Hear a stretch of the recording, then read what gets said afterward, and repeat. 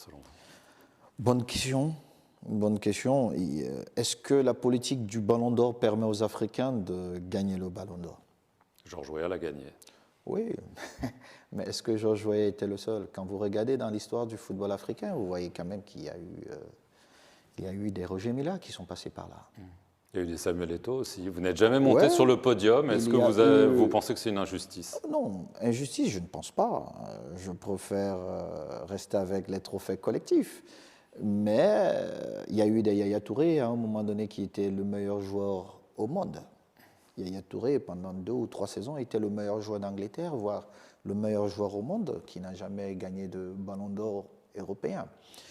Et est-ce que cette politique permet aux Africains de gagner? C'est une question que nous devons nous poser. Des nations, mais en Coupe du Monde, ça s'est jamais bien passé. Est-ce que c'est votre plus grand regret? L'un des plus grands, parce que nous avions quand même eu de belles équipes. Mais le gros problème en Afrique, c'est de croire. C'est de croire. C'est aussi simple que ça, les gens ne se rendent pas compte. Très souvent, quand vous revenez dans vos équipes nationales, plusieurs joueurs se croient parfois en vacances. Ils se relâchent. Ils se disent que le même respect qu'ils ont pour leur club, ils ne doivent pas le donner à l'équipe nationale. Et on accumule des contre-performances.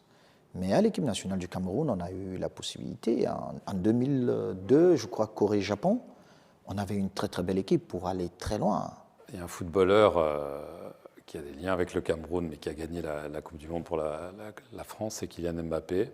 Meilleur joueur au monde. Meilleur joueur au monde.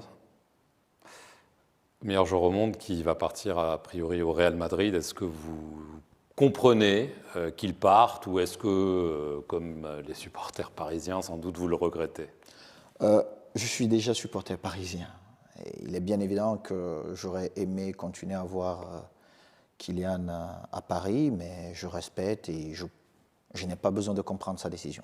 Je respecte sa décision. Le Real, c'est légitime, c'est normal de vouloir aller au Real? C'est sa carrière. Il prend les décisions selon la vision qu'il a pour sa carrière. J'ai été là, j'ai pris des décisions qui ne plaisaient pas à mon feu père. Je me souviens quand je suis parti du Real Madrid pour Majorque, mon papa ne comprenait pas. Il me disait, mais le Real Madrid, c'est très grand. Comment tu pars dans un petit club qu'on ne connaît pas? Et puis l'avenir nous a donné raison. Donc on fait des choix, on les assume. Et nous sommes là pour profiter du joueur qu'il est devenu. Il a un petit frère aussi. Oui. Ethan. Et on dit qu'il est très bon. On dit qu'il est très bon. Il pourrait être... Le remplaçant de Kylian? Non, mais il pourrait peut-être jouer pour le Cameroun, non? On dit que vous l'auriez peut-être sollicité pour venir jouer pour les Lions Indomptables. Écoutez, nous, on sollicite beaucoup de joueurs. On sollicite beaucoup de joueurs. Mais pour protéger tous ces joueurs, je ne vais pas les citer ici. Mais beaucoup plus que d'essayer d'avoir les binationaux, nous continuons à travailler pour rendre notre championnat attractif, enfin d'avoir des joueurs locaux qui mériteraient de jouer dans nos équipes nationales. Le football, c'est une affaire d'argent. Il faut investir, avoir un planning pour ça, et puis commencer à travailler pour avoir un retour sur investissement. Les gens, quand ils vous parlent du football en Afrique, c'est plus avec des émotions, tout ça. Personne ne vous dit non, je vais faire un investissement parce que je veux que mes équipes arrivent à tel niveau. Parce que le premier transfert entre l'Afrique et l'Europe, il se fait généralement maximum 1 ou 2 millions d'euros, pas plus. Le même joueur, 6 mois plus tard, il est revendu entre 30 et 40 millions d'euros, dont l'Afrique perd beaucoup d'argent. Et vous allez comprendre que ce n'est pas dans l'intérêt des Européens que l'Afrique, au niveau du football, se développe. Mais nous autres, nous avons vécu ici en Europe, nous avons vu cette façon de gagner l'argent et nous voulons que ceux qui nous entourent et qui investissent dans le football puissent gagner. Et aujourd'hui, nous avons la chance parce que nous avons un président à la tête de la FIFA qui aime l'Afrique.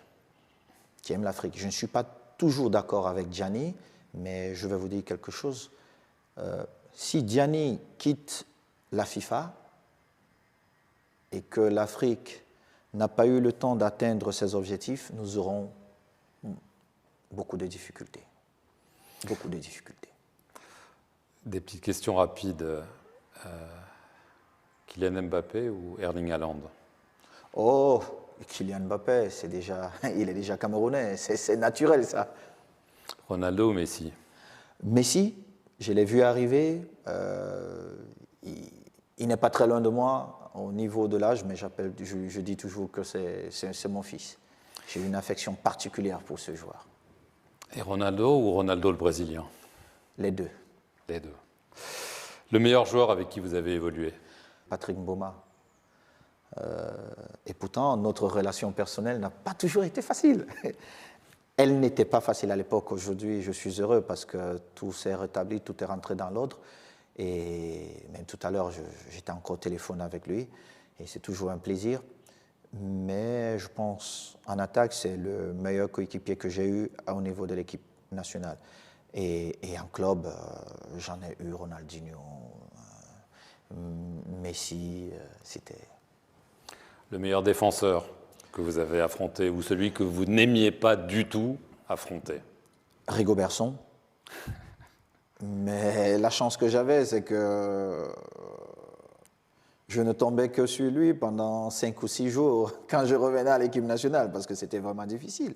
Il s'entraînait comme il jouait, et c'était vraiment difficile. Il n'avait pas de sentiments, il allait au fond. Et puis, en club, j'ai connu un garçon qui, quelques années plus tard, est devenu capitaine de l'équipe où j'étais à Barcelone, Carles Puyol. Des 3 coupes qu'on voit derrière vous, laquelle était la plus belle à gagner? La plus belle à gagner, je pense, c'est ma première Coupe d'Afrique. Ça, c'est...